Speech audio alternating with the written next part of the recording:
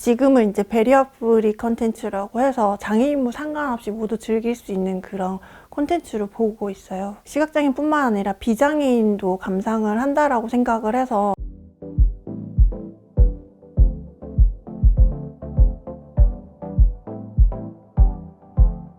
안녕하세요. 화면 해설 작가이자 베리어 프리 버전 제작자로 활동하고 있는 사운드플렉스 스튜디오 대표 강래영이라고 합니다.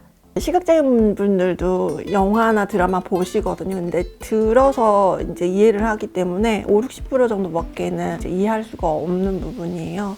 네, 그래서 작업을 할 때 소리로 먼저 듣고 궁금한 부분이 시각장애인이 궁금한 부분인 거죠. 그래서 처음에는 소리로 듣고 궁금한 부분을 메모를 한 다음에 영상을 보고 확인을 해서 그게 이제 1순위가 되는 거예요. 설명을 해야 하는.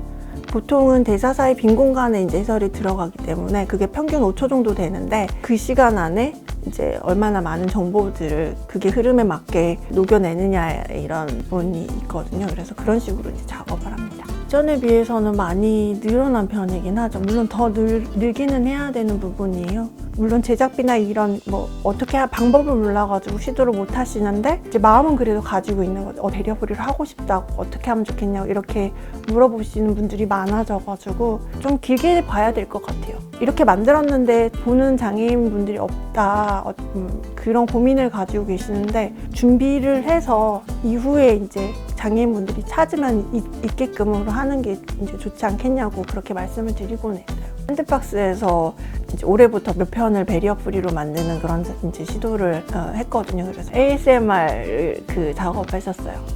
소이라는 분의 영상인데 도서관 사서 그 역할 그기였었거든요. 인장 찍고 뭐 이제 라벨 붙이고 뭐 그런 작업들을 했었어요. 아무래도 이제 유튜브에 맞춰가지고 점점 시간이 줄어들고 중간에 비는 그런 공간들이 많이 없어진 그런 영상들이 꽤 많아가지고 유튜브 영상을 화면 해설을 하는 게 좀 제일 어려운 부분인 것 같아요. 그러니까 다큐 같은 경우는 객관적인 정보들이 이제 많이 비중을 차지하는 거고 이제 예능, 애니메이션, 뭐 드라마, 영화 2단계로 올라갈수록 주관적인 표현들이 더 많이 사용이 되는 부분이거든요.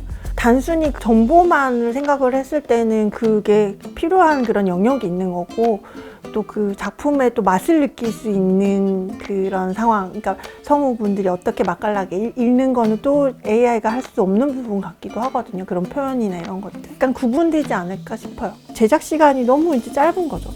빨리. 그러면은 퀄리티가 낮아질 수밖에 없고 초고가 바로 어떤 모니터나 감수장이 없이 바로 그게 녹음이 되는 그런 식으로 제작이 되어 왔어요. 방송은 특히 좀 더 심한 부분이 있는데 이것도 하나의 창작 영역이어가지고 제작 시간이 이제 필요하다는 부분 의뢰하는 쪽에서 좀 알면 좋겠다라는 거, 퀄리티를 좀 생각해야 하는. 왜냐면 양이 많아지는 것도 중요하긴 한데 퀄리티가 좋아야지 사람들이 보는 부분인 거잖아요.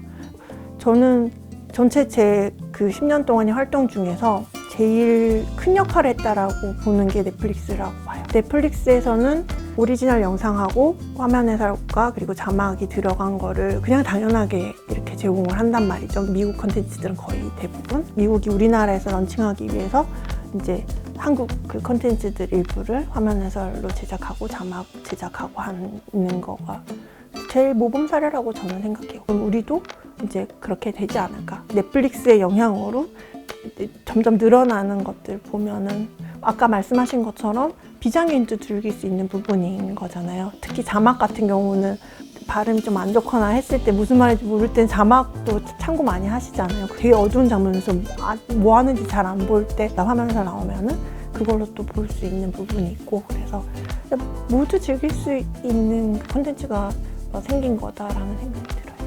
일단 화면 해설 작가가 모든 장르를 다 하기는 어려워요. 그 분야에 활동하시는 분들이 시각장애에 대한 이해를 가지고 설명하는 기술을 배우시면 좀 더 쉽게 그 서비스를 제공할 수 있다고 생각을 해요. 그래서 좀 더 많은 분들이 그 각 영역에서 활동하시는 분들이 시각장애인에 대한 이해를 가지고서 시각장애인도 이제 더 이상 수혜자가 아닌 소비자의 입장으로 그들도 타겟이 돼서 이제 작업들이 되면은 좋지 않을까 싶습니다.